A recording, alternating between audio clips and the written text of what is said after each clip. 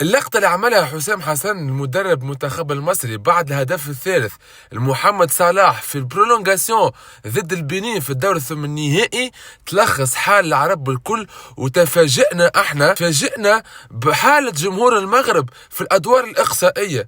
يا أخي شنو حكاية جمهور المغرب مع تونس ومع مصر؟ وأنا متأكد باش يعملوها اليوم مع الجزائر، متأكد باش يشجعوا منتخب الكونغو على المنتخب الجزائري. اليوم جمهور المغربي تفاجئنا بالحالة متاعه من دور المجموعات وقت اللي كان يشجع في مصر وفي تونس وفي الجزائر وفي السودان وفي كل المنتخبات العربية.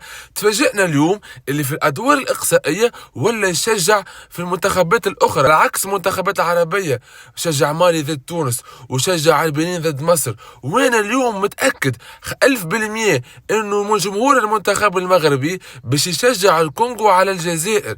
شنية صار؟ علاش تغيرتوا معانا؟ ما كنتوا السند الاول متاع منتخباتنا العربيه في الميدان، نشوفوا السند كيفاش تكون فارغه وتدخلوا انتم من بعد توليوا تشجعوا فينا.